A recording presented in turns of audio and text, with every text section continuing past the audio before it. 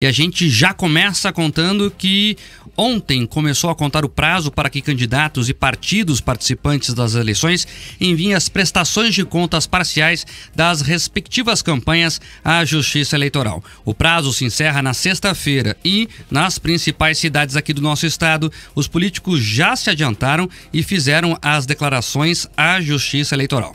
A documentação deve ser registrada no Sistema de Prestação de Contas Eleitorais e deve incluir todas as movimentações de dinheiro realizadas desde o começo da campanha até o dia 8 de setembro. A prestação de contas, além de ser uma exigência legal, também é uma prática que reforça o compromisso dos partidos, candidatas e candidatos com a transparência e com o respeito às normas eleitorais. Ao prestar estas contas de forma clara e precisa, contribui-se para a celeridade e a lisura do processo eleitoral e para a confiança da população justamente nas instituições. Aqui em Curitiba, o candidato com a maior quantidade de dinheiro é Neile Prevot, do União Brasil, que recebeu 8.700.000 do Diretório Nacional do Partido, além de outros 180 mil reais de doações de pessoas físicas. Luciano Dutti, do PSB, que recebeu 7 milhões do próprio partido e outro 1 milhão do PDT, que é o partido do seu vice, o deputado estadual Goura, está em segundo lugar aí nessa lista. Além disso, o médico também doou 25 mil reais do próprio bolso para a campanha. Na sequência, vem Eduardo Pimentel, do PSD. O atual vice-prefeito recebeu 7 milhões do Diretório Nacional do PSD, o seu próprio partido. Maria Vitória recebeu 1 milhão e 600 mil reais do seu partido, Progressistas, e também duas doações de 200 mil reais e mais 150 mil reais de outras duas pessoas físicas. Na sequência, temos a candidatura de Luizão Goulart, que recebeu 200 mil reais do seu partido, o Solidariedade, e, ao lado da esposa, a deputada estadual Marli Paulino, doou para a própria campanha 29 mil reais. Andréa Caldas também recebeu 200 mil do PSOL, seu partido, e contou com uma vaquinha virtual que arrecadou 500 reais até este momento. Requião, do Mobiliza, recebeu 80 mil do próprio partido. E Samuel de Matos também conta com dinheiro enviado do próprio partido, que é o PSTU, que doou 41 mil reais para a campanha aqui em Curitiba. Já Cristina Grêmio, do PMB, recebeu 26 mil reais, que foram doados por 188 pessoas físicas.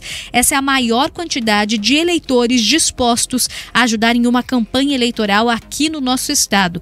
E Felipe Bombardelli, do PCO, não declarou por enquanto nenhuma receita ao gasto até este momento. Vamos para Londrina. Por lá, os candidatos estão se apoiando nas doações dos próprios partidos políticos. São muito pequenos os valores doados por pessoas físicas. Diego Garcia tem 1,5 milhão do Republicanos, que é o partido dele. Professora Maria Tereza teve um depósito de 1,2 milhão do Progressistas. Coronel Vila conta com 750 mil reais enviados do próprio PSDB para a candidatura dele. O mesmo valor é o que o PSD enviou para a campanha de Tiago Amaral. Isabel Diniz, da Federação PT, PV e PCdoB, recebeu 700 mil reais do Diretório Nacional do PT. Tercílio Turini tem 650 mil do MDB Nacional. Barbosa Neto, do PDT, recebeu 200 mil do Diretório do próprio partido. Em Foz do Iguaçu, no oeste do estado, o general Silva e Luna é o líder em arrecadação, recebendo 1.800.000 do PL, o seu partido. Paulo McDonald, do Progressistas, recebeu 1.200.000 do seu partido. Zé Elias, do União Brasil, recebeu também do próprio partido 782 mil reais. O PSDB enviou 750 mil para a candidatura de Sames da Silva. Ayrton José, do PSB, recebeu 75 mil do partido e também outros 16 mil reais de 4 doações vindas de pessoas físicas. Sérgio Caymmi, do PMB, doou para si mesmo 4.600 reais e essa é a única receita do candidato até este momento. Já Jurandir de Moura, mais conhecido como Latinha, da Federação PSOL Rede, ainda não declarou receitas ou gastos. E em Maringá, Silvio Barros, do Progressistas, tem mais que o dobro do segundo colocado. Foram 559 mil reais enviados pelo próprio partido e outros 500 mil do PL, partido da vice dele, a Sandra Jacovós. Outras 3 pessoas doaram juntas 100 mil reais. Humberto Henrique é o segundo com mais dinheiro e conta com 500 mil enviados pelo partido dele, o PT. Edson Escaborra, do PSD, conta com 140 mil enviados pelo MDB, partido da vice Ana Neri. Além disso, outras 4 pessoas doaram juntas 49 mil reais para o atual vice-prefeito. Evandro Oliveira, da Federação PSDB Cidadania, doou para si mesmo o montante de R$155 mil. Essa é a única receita do candidato até o momento. Já Pastor José, do Mobiliza, ainda não declarou receitas ou gastos. Esses números parecem burocráticos, mas eles revelam a militância dos candidatos. Mark, pera lá, o que tem a ver uma coisa com a outra? A planilha financeira com a militância real? Você veja ali, a Manu trouxe os dados da Cristina Gremel, que tem uma militância real de base irrefutável. Você veja que as doações são fracionadas em pequenas doações de gente real, ali pouco mais de 20, 30 mil reais. Os partidos, né, que contam também com as doações obrigatórias dos impostos, doam muito mais. Você vê ali candidatos que não performam bem em pesquisas eleitorais. Estava vendo ali em Maringá, o PT mandou R$500 mil para um candidato que faz ali uma performance até agora, segundo os institutos eleitorais, muito ruim. Mesmo assim, a métrica não parece bater, né? O desempenho, a meta, como se fala em empresas privadas, parece não existir nesse caso. Você não precisa ir bem, mas o dinheiro está garantido. Aí é fácil, né? Com o dinheiro do povo é fácil fazer campanha. A gente vai ficar de olho principalmente nos gastos, porque os depósitos, né, a gente já esperava isso, todo mundo sabia os bilhões reservados aos partidos políticos, às candidaturas. Vamos ficar de olho nos gastos. E uma reclamação geral, Manu, e você como eu, faz jornalismo político, fala diariamente com muitos políticos, uma reclamação geral, tanto em Curitiba, como em Londrina, como em Maringá, como em Foz, é que os vereadores ainda não viram a cor desse dinheiro.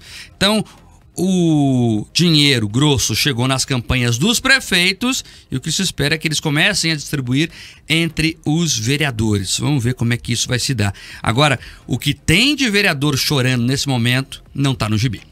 É isso, né? É uma quantidade muito maior de candidatos aí aos legislativos. Para você ter uma ideia, só aqui em Curitiba são mais de 740. Então fica essa dificuldade e eles têm que ir lá fazer essa articulação também junto com os partidos, junto com o candidato à prefeitura do seu partido para conseguir receber uma parte dessa fatia. Você aí do outro lado também pode fazer essa fiscalização. Basta acessar lá o site da Justiça Eleitoral, que é o Divulga Candicontas, e você tem esse relatório, digamos assim, né, dos depósitos e dos gastos de cada uma das candidaturas.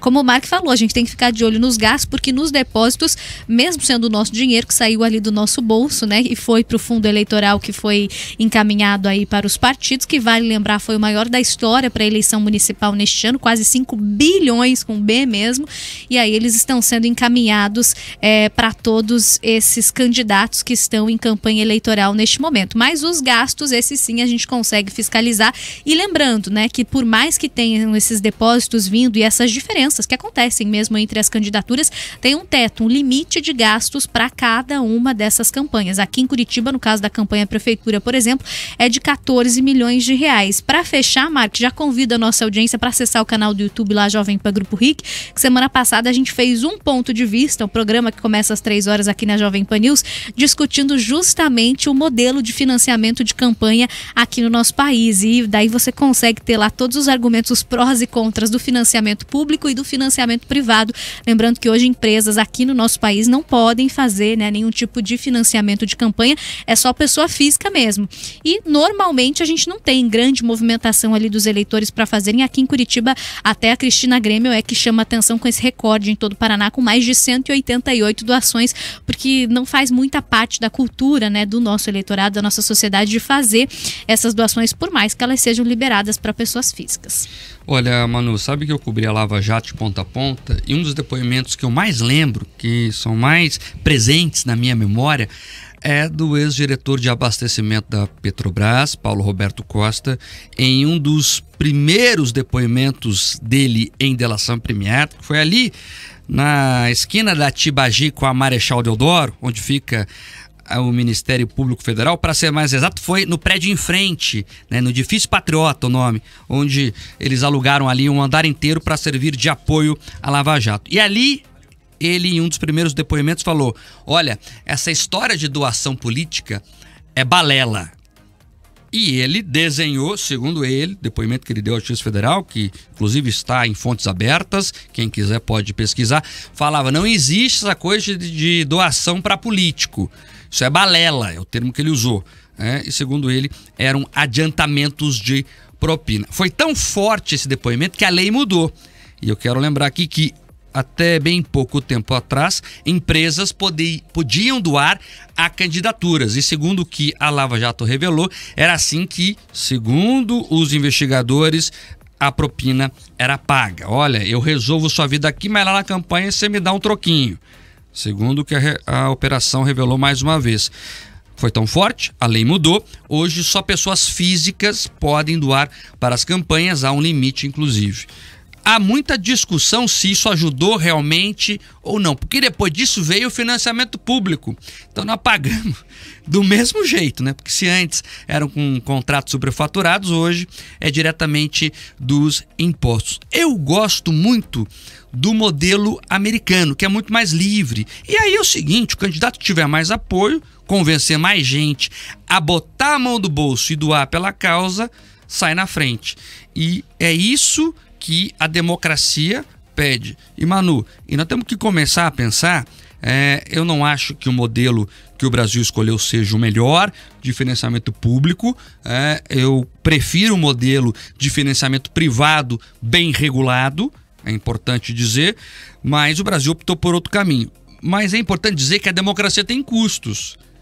Porque às vezes a gente também fica nessa utopia de achar, não, tem que fazer tudo de graça pela ideologia. Não é assim. Uma campanha política custa. Tem carro, tem gasolina, tem cabo eleitoral que tem que ficar com a bandeira na esquina, isso não é de graça. Tem logística com gente assessorando o candidato e assim por diante. Então custa e não custa barato. Agora, o que nós precisamos ter é transparência. Transparência. Reforço. O ideal é um modelo privado de financiamento, bem regulado, bem transparente. Mas já que no Brasil o nosso Congresso optou pelo financiamento público, com o nosso dinheiro, o dinheiro dos impostos, pelo menos que a transparência impere.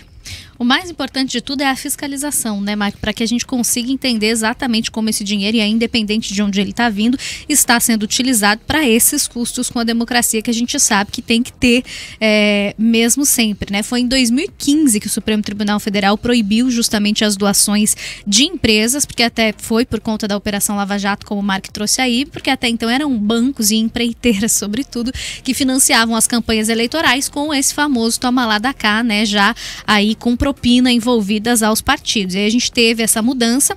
Hoje a gente não tem uma cultura de doação muito forte, né, de pessoas físicas, mas essa doação é liberada. E agora a gente tem o fundão eleitoral, que surgiu também com a justificativa de deixar essa corrida ali mais justa, né, para trazer recursos para todos os partidos, mas o que a gente sabe é que também tem muito partido que leva fatias bem maiores, porque tem ali a tal da cláusula de barreira, né? Então você recebe uma quantidade de acordo com candidatos que você elegeu lá no Congresso Nacional na última eleição. E aí, por exemplo, nesse ano a gente tem PT e PL com as maiores fatias do fundão eleitoral, que chegou a quase 5 bilhões. E aí o problema disso, né, Mark, que tem muito dinheiro envolvido, e aí as ideologias acabam ficando um pouco de lado, que todo mundo só tá olhando ali pro dinheiro também, né? Esse debate é muito bom e interessante, mano. Esse ponto é importantíssimo. Vamos lá.